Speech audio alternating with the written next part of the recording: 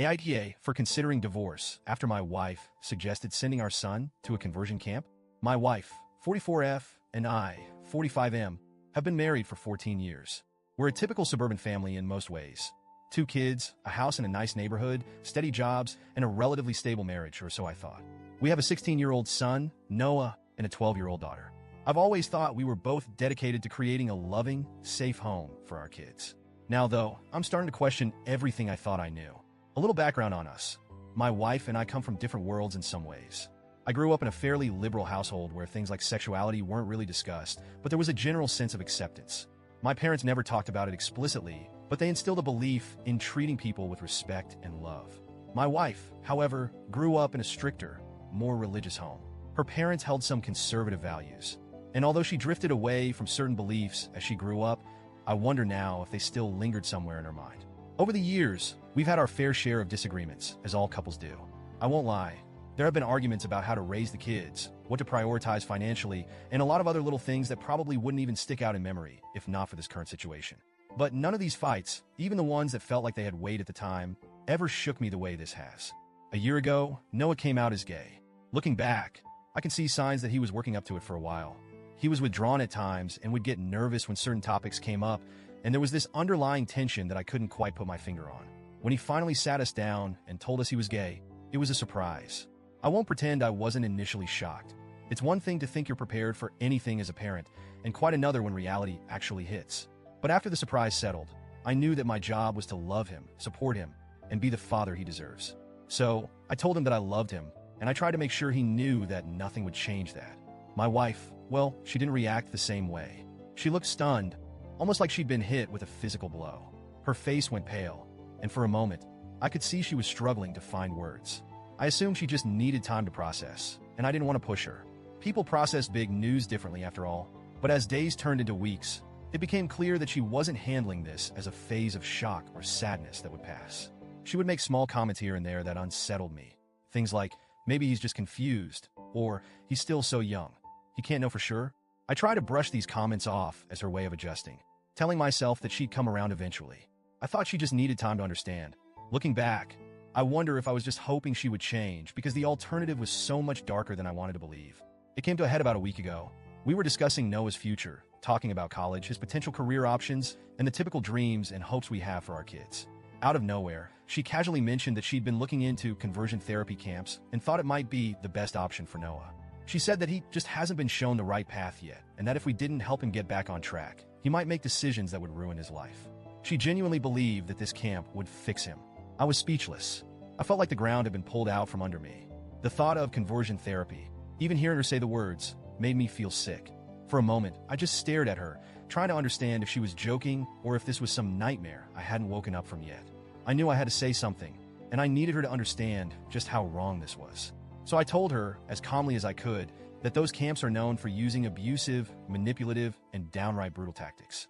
I told her that countless people have come out of those places traumatized, and some don't even make it out at all. But she wouldn't budge. She accused me of enabling Noah's confusion by refusing to do what's best for him. She kept repeating that if I loved Noah, I would help her fix him. The more she talked, the colder and more detached she sounded.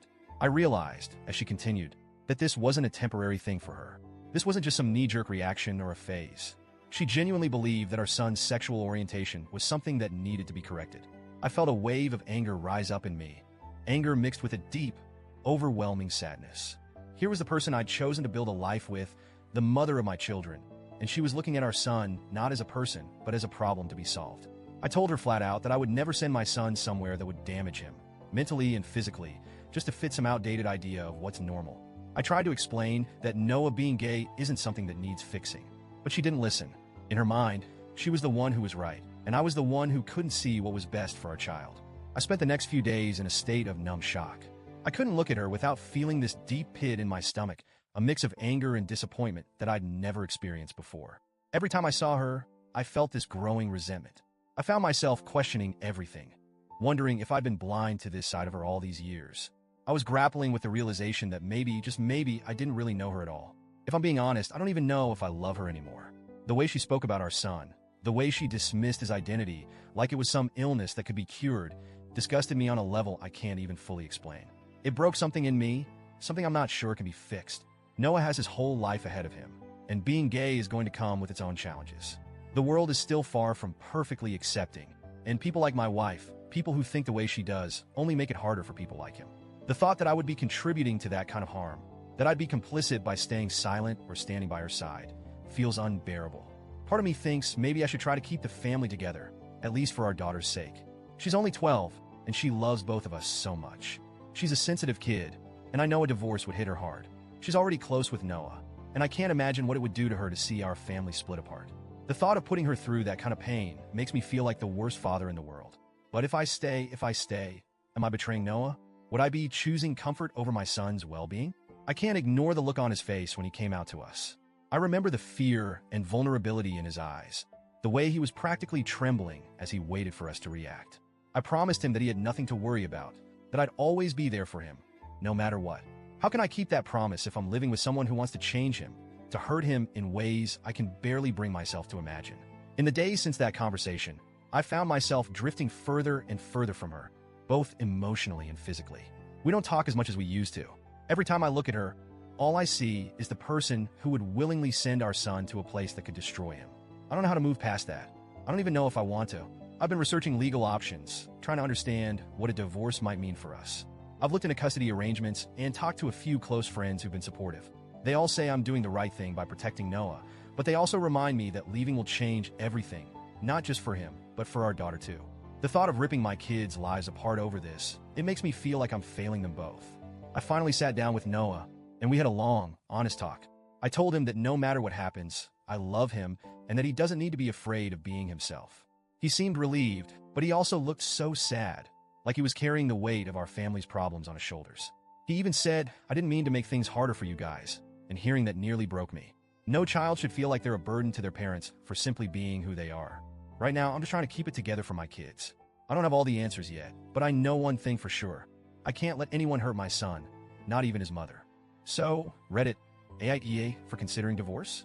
Would I be the asshole for tearing our family apart because I can't live with someone who thinks conversion therapy is okay? I never wanted any of this, and I don't want to lose my family. But I'm not sure I can keep pretending to be okay with this either.